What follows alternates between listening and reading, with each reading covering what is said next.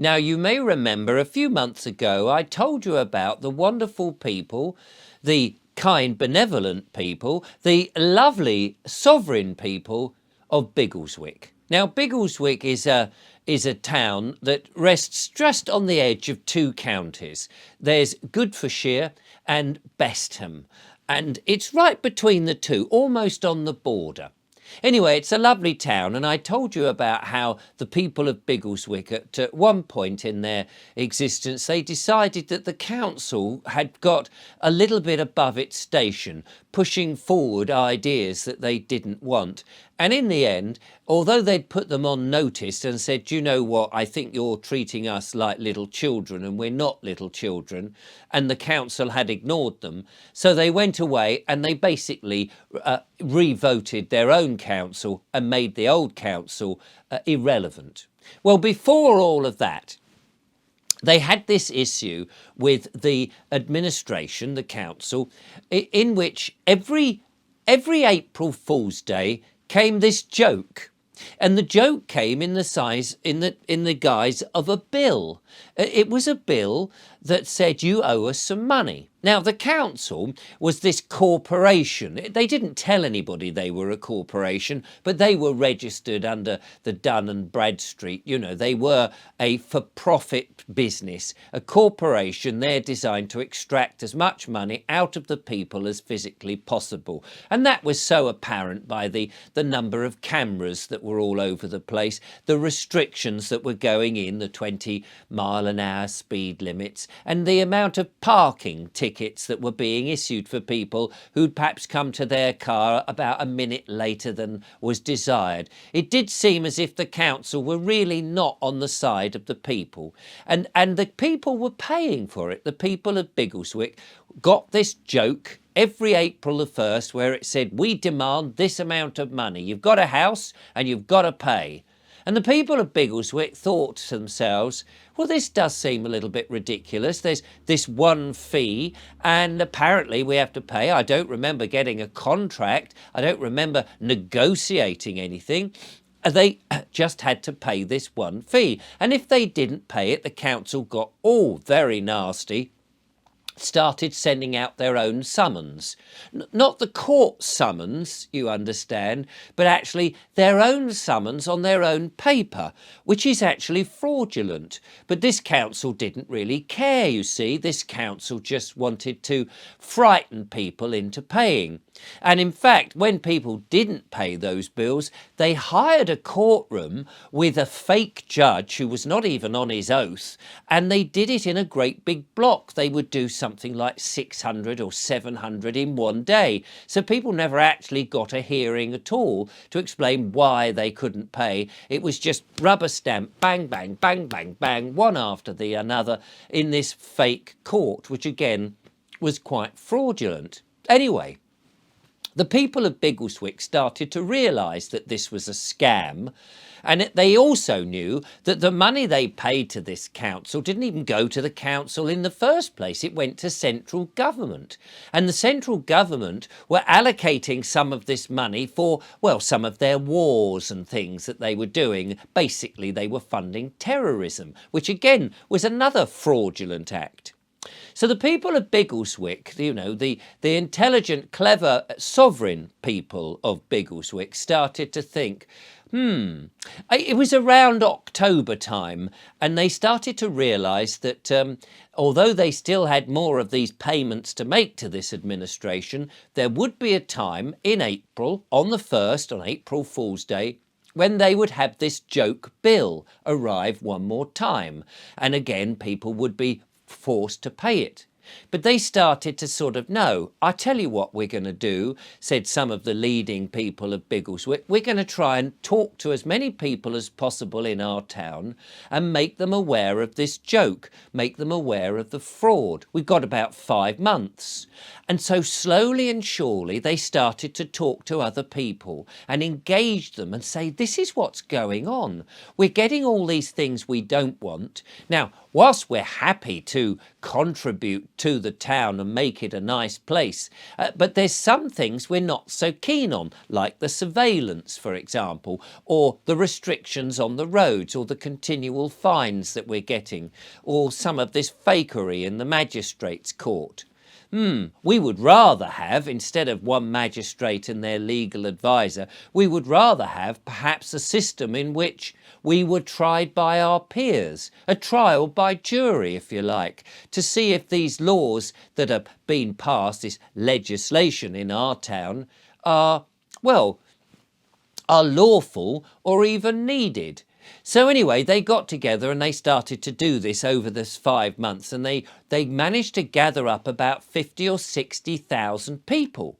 And these people were determined that when this joke bill arrived, which was not a contract and had been not negotiated with anybody and no one had agreed, that they would just rebut it and say, look, it's not that we're not agreeing to pay anything, it's just we would like to have a contract that both parties can agree on, and we can say the services that we want and the services that we don't want. Thank you very much. Seemed very reasonable, seeing as they were the people of the town and they had elected, or at least they had voted, I suppose, for members of the council, and those councillors were just ignoring what the people wanted and were just doing carte blanche.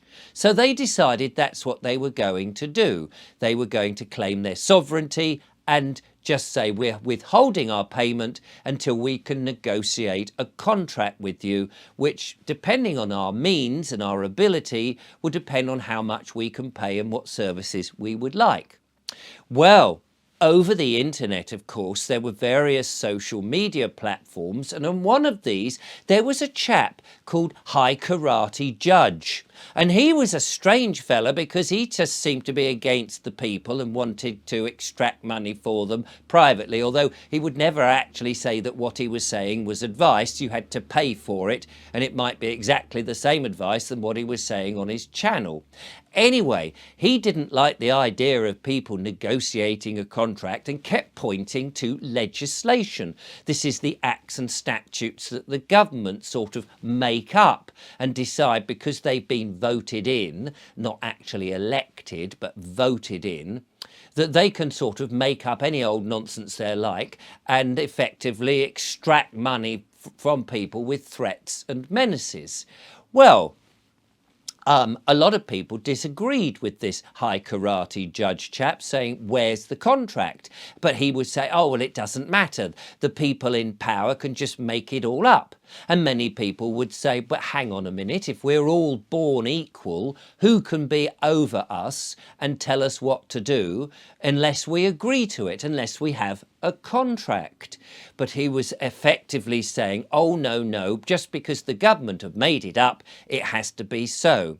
Well, a number of people, of course, specifically those people in Biggleswick, they said, no, I don't disagree with any of that. We actually want to negotiate our contract with our council so that we can decide, seeing as we're paying it. Because one of the problems is these people seem to think that they are our masters. They seem to think that they are above us. And the people as Biggleswick were arguing, look, man came first. There seemed to be a lot of us. We needed some help being administered, and so we organised an administration. But man was above it. The administration can't suddenly by the back door come over and start lording over us. That's not how natural law works. But the High Court judge bloke, the High Karate judge bloke, he wasn't very happy with that. Oh, no, because you see, secretly, he had taken a Bar Guild oath. And although he sort of pretended to work for the people and saying, oh no, I've taken a public oath, he also had this Bar Guild oath, which of course meant that he couldn't actually work for the public. He had to work for this nefarious group of people who were there to extract money from others. Anyway, in the end, people just ignored him because they realised that actually it didn't matter what the High Karate judge said, and those people These people were lawful people, the people who understood what natural law was about, if you could call it God's law even. And so the people of Biggleswick decided, no, when April the 1st came and the joke bill came, they just said to themselves, actually, we rebut this. We're not going to fund you. We're not going to fund the wars and the terrorism because actually, according to your own legislation, that's illegal anyway. So even if we start paying these joke bills, we're actually doing a criminal act because your legislation says we shouldn't be funding anybody who actually funds terrorism. So it put them in an awkward situation to pay these bills.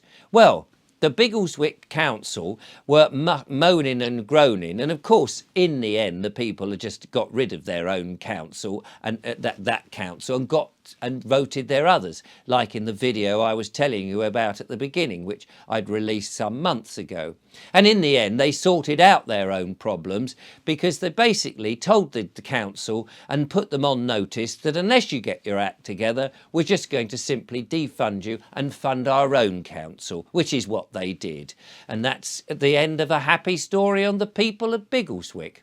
It's a good old thing, isn't it, allegory? I love a bit of allegory because it plants the seed for people to think, what would they do if they had a joke bill on, say, April the 1st, and if they could get enough people together en masse to say, actually, if we had 50 or 60,000 from our town and we all just simply said, no, we'd like to negotiate what we have, we'd like to contribute, but we'd like to negotiate and we'd like to have both parties agree on what we want. It would be interesting, would it not? And it would be nice to see more councils acquiescing to that rather than just playing out the criminal aspect of charging without a contract.